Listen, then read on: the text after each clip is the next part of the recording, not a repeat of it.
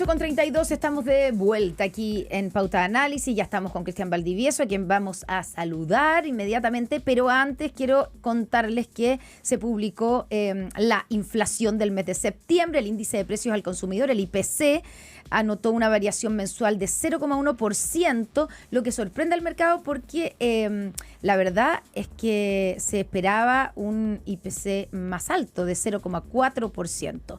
Así es que eso significa que se baja la acumulación de la inflación en los últimos 12 meses y tal vez hay una mejor expectativa para cómo va a terminar este año en términos inflacionarios. Sí. Lo vamos a analizar obviamente en Mercado Central. Cristian Valdivieso, Cristian, director de Criterias, ya con nosotros como cada martes. Muy buenos días, ¿cómo está usted? Buenos días, chicas. ¿Qué tal? ¿Cómo están? Todo bien, todo bien. Muy contento con esta ¿Lluvia? pequeña alza en la inflación, porque como pensé dicen que los la lluvia. técnicos, está bajo el rango meta y eso es bueno para el Bajo las país. expectativas. Bajo las ¿cierto? expectativas, Sí, exactamente. Si no es Ahora, nada, 0,1%. Digamos que la inflación ya está relativamente, el manejada. desafío que tenemos Sí. es volver a crecer y a crecer Sí. y a crecer, porque no hay otra opción de generar movilidad social en este país sino con crecimiento económico.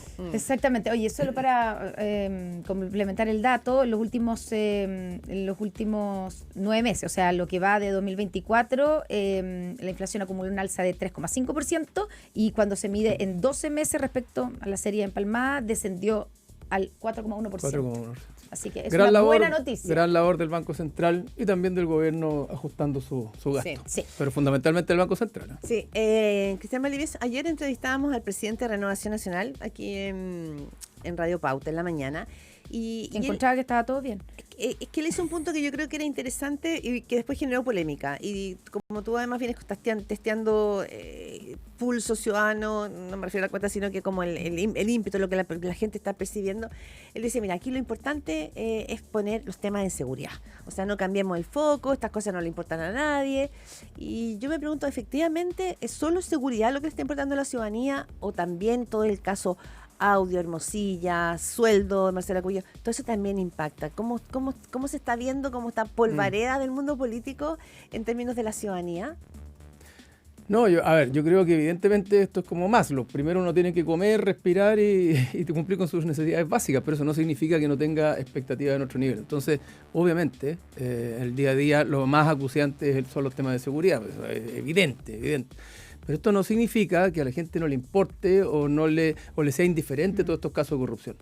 Yo creo que en eso se equivoca la política y también estamos en un momento electoral donde evidentemente queremos cambiar la agenda, queremos volver al tema de seguridad, que me parece que evidentemente tiene que ser lo prioritario, pero todos estos casos de corrupción, estos casos de abuso son los que finalmente son el caldo que va cociendo la rabia de las personas y la distancia con la política. Es decir, ¿qué saca la política al final del día con el nivel de descrédito que tiene en empujar cualquier medida si finalmente esto no genera adhesión o cohesión en la sociedad en torno a lo que la política está haciendo? Y esa es la complejidad. Es decir, mientras la política aprueba leyes en materia de seguridad, si la gente no le hace sentido tal ley, no confía en que la política efectivamente lo está haciendo bien, finalmente no acata tampoco, ni cree que efectivamente se está enfrentando el problema. Y ese es el gran, creo yo, la gran dificultad que estamos teniendo, la desconfianza en que efectivamente se estén atacando los problemas y poniendo esos problemas, ¿verdad?, en una agenda de prioridades, pero de verdad de prioridades de las personas y no de los intereses de los políticos. Y en esa desconfianza, ¿cuánto ayuda a aumentar esa desconfianza? Y el hecho de lo que estamos conociendo hoy día, las conversaciones, los chats entre el fiscal que fue y que estuvo a cargo del caso Penta y de otros casos de financiamiento ilegal de la política, que en su momento, si vamos para atrás, recordemos, ese fue uno de los casos emblemáticos que generó esta idea de la injusticia, de que existe la justicia para unos y no para otros, las clases de éticas para los delitos de cuello y corbata, y que todo el caso terminó en eso, en clases de ética para uno o en suspender los juicios para otro. Y ahora vemos con estos chats que estaba todo más o menos cocinado, o que fue una cocina entre alguien que era el fiscal a cargo. Yo sé que todo esto tiene que ser demostrado en la justicia, pero parece ser bastante evidente que hubo una coordinación al menos, y el poder político. ¿Cuánto estas revelaciones vuelven a afectar esa confianza o esa desconfianza? Fíjate, Connie, que yo creo que el caso Penta, Soquimich, fue la comprobación o la constatación por parte de la ciudadanía de algo que venían sintiendo hace mucho rato, que la política abusaba, que se financiaba ilegalmente, que había casos de corrupción que no se sabían, y cuando aparece el Pentaxo que me dicho, esto fue el 2015, acuérdense, yo me acuerdo que nosotros hacíamos hartos estudios políticos, sociales, la gente como dice, ven, ahí está.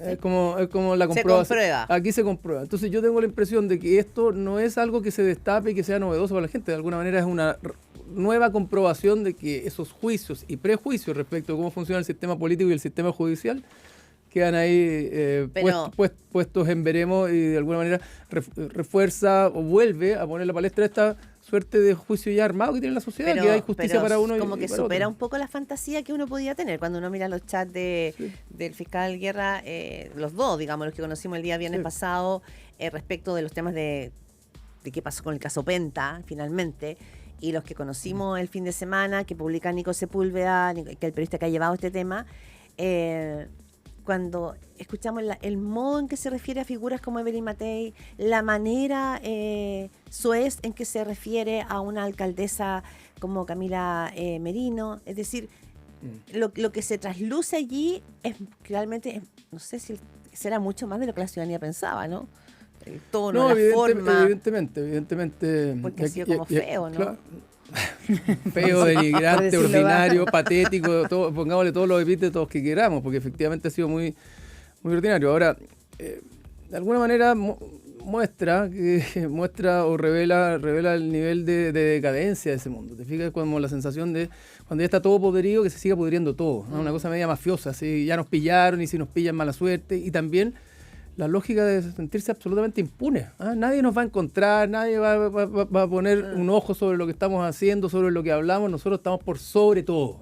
Y eso es lo que creo yo genera mucha rabia, porque a todos, nadie puede darse esos lujos, ni nadie puede tener un sistema de justicia que te permita hacer lo que tú quieras y que después eso se amañe de la manera que se amañó. Oye, dicho eso, y permítanme el paréntesis, y ustedes son grandes periodistas, yo he sido un súper promotor de que todo esto que se sabe es gracias al periodismo y a la investigación periodística, y si no fuera por los audios y si no fuera por las revelaciones, todo esto estaría ciego, porque el mundo político y el mundo judicial, ¿verdad? Sí, no estaban por la transparencia, pero claro. Vas a decir, pero...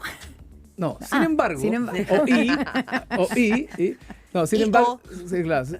yo creo que hay ciertos temas que se han expuesto públicamente que son absolutamente innecesarios. Y eso es una opinión personal y son absolutamente innecesarios. Es una discusión que está en cierto interés público. Posiblemente, que pero me parece que... Las agresiones, digamos, epítetos. Los epítetos. Los epítetos, los adjetivos, los calificativos. O sea, lo que salió respecto la parte más morbosa. Lo que salió del alcalde Carter, lo que salió de Evelyn Matei. Eso, no sé si aporta a la discusión respecto de revelar o de develar, ¿verdad?, la dinámica abusiva en la que estaba Hermosilla con Guerra. Lo conversábamos con la Connie, porque la Connie planteaba esta pregunta ayer, como debate. Y yo me pregunto, ¿y no aporta para poder enmarcar a los personajes de esta conversación? ¿No aporta para darle forma finalmente a la manera en que se actuaba? Sí.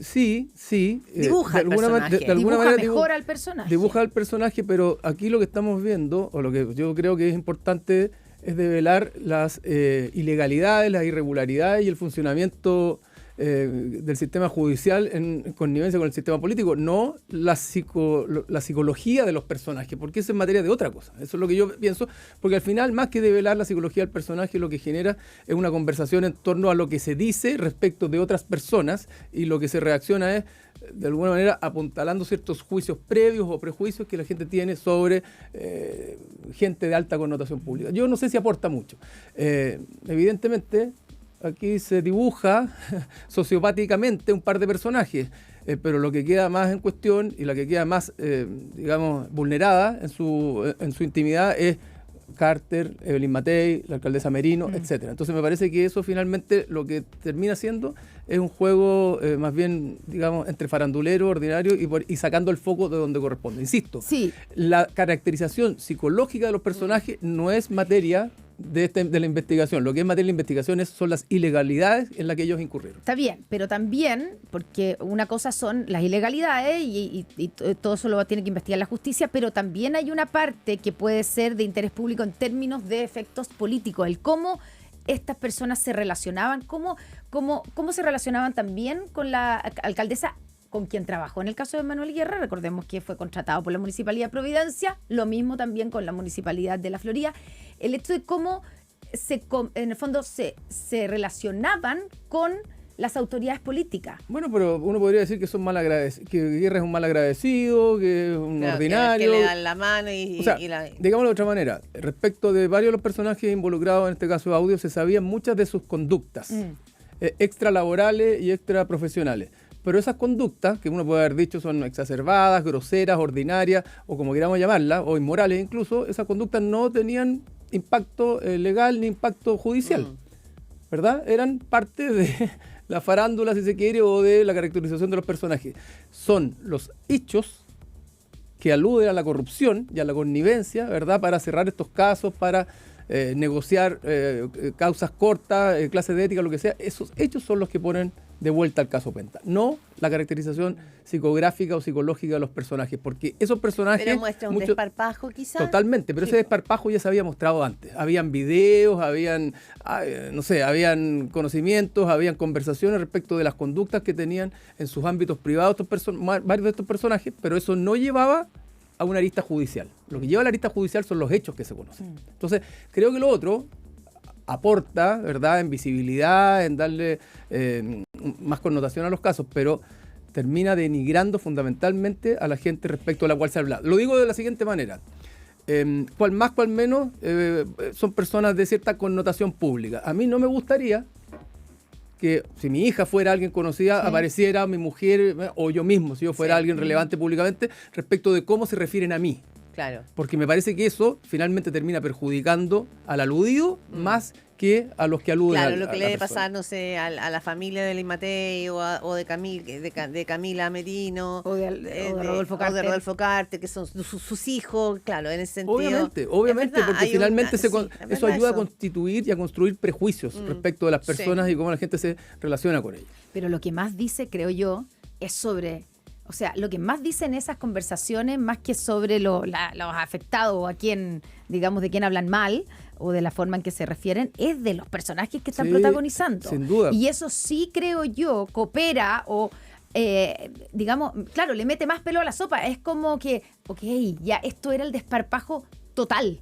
Como que de alguna manera cierra a los personajes. El despelote en un sentido amplio de la palabra. Total. Exacto. Pero la interpretación respecto de que esto dice más de quienes lo dicen que de respecto a los aludidos es una interpretación de segundo orden. Y lo que queda fundamentalmente es lo que caracteriza o caricaturiza a los aludidos. Y eso me parece a mí que no aporta y más bien distrae. Es un comentario que es complementario a la idea de una investigación periodística que es fundamental y que gracias a esas investigaciones periodísticas estamos sabiendo lo que está pasando. El punto es que no nos pasemos de la raya porque también se pierde el foco. Eso ya, creo pero sí, el problema también ahí, pero ya es una discusión que en dónde se pone el límite de lo que se publica y lo que no se publica, porque efectivamente por ejemplo, en el caso de Carter, en parte de esas conversaciones donde se refieren, digamos, a la opción sexual del alcalde, etcétera, que uno podría decir está totalmente innecesario publicarlo, pero dentro de esas mismas conversaciones están las reuniones con Carter, que es así, son importantes. Entonces tú dices, ¿qué dejas afuera? Bueno, hay una cosa que se llama edición, que ustedes lo conocen bien y mejor que yo. Y uno podría hacerlo, porque al final del día, cuando empieza a haber una marea de información, también aparece esta lógica o aparece esta dinámica media perversa de querer desnudar a todo el poder. Y a veces los desnudados son de alguna manera víctimas de los que de verdad debían estar involucrados legalmente. Claro, y como que todos están sucios dentro de la misma marea. Exactamente. Yo no tengo idea, o lo pongo de otra manera. Usted no tiene ni idea si yo a lo mejor en mi vida privada tengo ciertas conductas y el día de mañana si me pillan en esas conductas van a decir, ustedes trabajaban o conversaban con Cristian Valdivieso que estaba metido en su vida privada en estas cosas, entonces ustedes son responsables por haberme invitado a la radio. Claro, yo pensaba eso ayer, como qué difícil relacionarse con otro hoy día, porque te con el diario decir... el lunes, pues con el diario el lunes. No, claro. Que es lo que le preguntaban, digamos, de alguna manera el oficialismo trató de enrostrarle a Evelyn Matei, como contrató. O sea, que ella haya contratado a Guerra, la hace responsable de las conductas de Guerra y de las ilegalidades de Guerra o cómplice de él. Por favor, o sea, no tiene nada Ahora, que ver una cosa está- con la otra. Ahora sí, Ya, igual y lo estaba quiero- cuestionado perdona, Manuel Guerra sí. en ese minuto, Bueno, está bien, después de pero- haber dejado el caso sí. Penta, pero ya. Pero Ahí hay espérame, una es que lo lista, quiero- se puede buscar. Para avanzar también, Sí. digamos que tiene que ver con esta necesidad de sacar ventajas chicas, ¿no? Ventaja corta, como dice alguno. Vamos a la acusación constitucional contra Carolina Toá, porque también yo creo que ahí tiene que ver con ventajas cortas. No, son pocos las personas que dicen que efectivamente se acredita una acusación constitucional por los temas de seguridad. Que hay una crisis de seguridad, ninguna duda. Que el gobierno finalmente es el responsable, ¿quién lo podría dudar?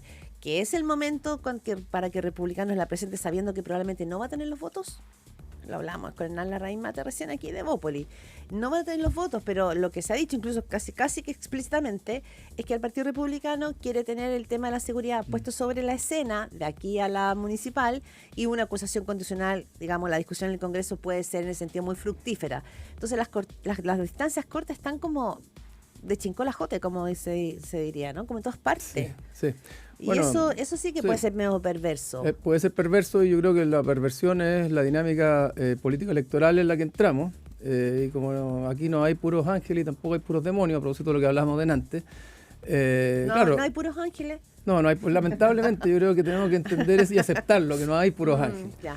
Pero tampoco todos Nadie son puros está demonios, exactamente. pulcro, ya. Y por otro lado tenemos al gobierno que presenta el proyecto de condonación del CAE Sí. también a 3 semanas o a 2 semanas de las Exacto. elecciones, cuando uno dice... bueno, el ¿Es periodo- evidente que tiene un fin electoral, eso crees tú? O sea, creo yo que de alguna manera también pueden ser interpretados como un fin electoral, así Claro. como evidentemente la acusación a Carolina Toá tiene o puede ser interpretada como un fin electoral. Sí. Entonces la pregunta es cuáles son los objetivos, cuáles son las motivaciones en uno y en otro caso. Ahora, dicho eso, yo creo que no tiene ningún sentido presentar una acusación constitucional. Creo que hay evidencia desde todos lados que Carolina Toá trabaja 24 horas en función de la seguridad, pero también es cierto que el gobierno debiera, creo yo, hacer un punto sobre lo que está pasando y marcar un quiebre. Es decir, esto no puede seguir, estamos funcionando, ¿verdad?, en control o en piloto automático, y estamos en régimen respecto a la seguridad, porque cada vez nos encontramos con más episodio, por lo tanto uno esperaría a lo mejor que hubieran nuevas propuestas o que se apurara la agenda de seguridad o que la ley de reglas de uso de la fuerza fuera prioritaria. Eso Ya, es pero un un tema que problema es una como señal. de énfasis. De Porque, énfasis claro, y de porque, señal, sí. porque cada vez que pasan estas olas de homicidio, ayer durante el fin de semana fueron 8 los homicidios que se contaron, y todos bastante dramáticos. Hay un caso como lo encontraron al lado de la autopista, en la barrera, quemado completo, el cuerpo amarrado, etcétera. O sea, hay varios casos bien espeluznantes.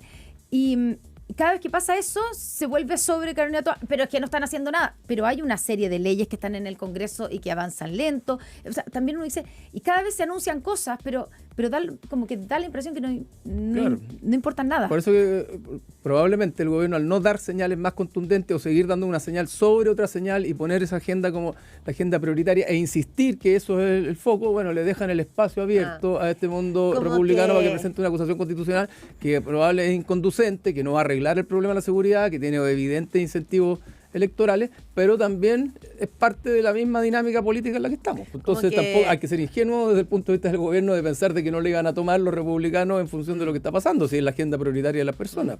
Pero como que, ¿qué debería hacer entonces Carolina Toá? Es como hacer un punto de inflexión y decir, miren, la verdad, estamos conscientes de que el tema es prioritario, que el tema está muy complicado, estamos conscientes de que definitivamente nosotros tampoco estamos pudiendo controlarlo al 100%, pero esto es difícil, como que le faltaría hacer como, Sin duda. Yo creo como que esa sí. reflexión Como frente a la empatizar, ciudadanía. empatizar con Y como la decir, bueno, sensación. mire, estamos haciendo todo, sabemos que es insuficiente, que no nos está resultando, pero hacer como algo O ha así. resultado esto, pero no ha resultado esto otro, pero vamos Ya, a enfatizar pero de esta manera. le falta el mea culpa y no Sí, solo la no sé si defensiva. me da la culpa, pero también hacerse cargo Ya. de que la cuestión y que la situación está más descontrolada de lo que estaba hace un tiempo. Y tenemos al mismo tiempo al presidente de la República que hace 2 cadenas nacionales en menos de un mes, donde uno habla del presupuesto de la nación, que no siempre se hace una cadena nacional para hablar del presupuesto de la nación, donde habla de seguridad, pero bueno, habla del presupuesto y después habla de la reforma o al tema del CAE. O sea, otros temas. Y por lo tanto, la agenda de seguridad,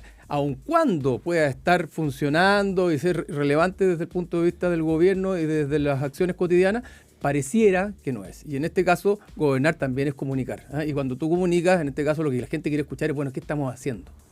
Ya, ¿y tú en ese sentido crees que lo de ayer es un error? Estoy pensando que también hay un grupo de personas, que no es menor, que estaba esperando este anuncio desde que salió el gobierno. Estoy hablando de la reforma al sistema de financiamiento en la educación superior, la eliminación del CAE, con donación no universal, pero etcétera. O sea, en algún minuto había que hacer esto, ¿o no? ¿O tú crees que es un volador de luces y que el gobierno simplemente está jugándosela porque esto le trae algún rédito para la elección municipal? No, yo creo que de todo un poco. Ahora, cuando esa es tu promesa central de campaña, normalmente eso tú lo haces el primer día de tu gobierno. Pues es un proyecto que no espera que te quede un año para terminar el poder y presentar el proyecto. Entonces yo creo que de todo un poco. Había que hacerlo en algún minuto, pero se aprovecha también el momento electoral, se le habla a los más jóvenes. Ya, o sea, puede tener una utilización política porque está muy cerca del momento, en el fondo, dices tú. Evidentemente, y acá, bueno, hay que ver qué significa esto, pero también es cierto que el CAE de nuevo sigue poniendo la plata en educación por arriba, o sigue enfatizando que el problema de la educación está por arriba y no haciéndose cargo que el problema lo tenemos abajo, ¿verdad? En la educación primaria, en la sala cuna, en la educación básica, en la deserción escolar, ¿verdad? En las brechas de la pandemia, o sea, hay muchos otros temas. Y claro, cuando estamos a puertas de una elección de gobernadores, ¿verdad?, de concejal y de alcalde, y después de una presidencial donde los jóvenes sí votan, que antes con voto voluntario en general no votaban, claro. Uno dice, pucha, qué lástima que los niños, ¿verdad?, y los adolescentes no voten, porque los jóvenes sí votan y por lo tanto a lo mejor si los niños votaran dirían, oiga, pero ¿me puede arreglar las escuelitas y podemos cerrar bien el tema de los SLEP? Bien. Cristian Valdivieso, director de Criteria, muchas gracias por estar con nosotros como siempre todos los martes. Sí, muchas como gracias cada a ustedes. martes. Estuvo apasionada la Sí, conversación. bueno, estoy Está bien, así en la vida, apasionada. Así está la gente. Gracias, Cristian.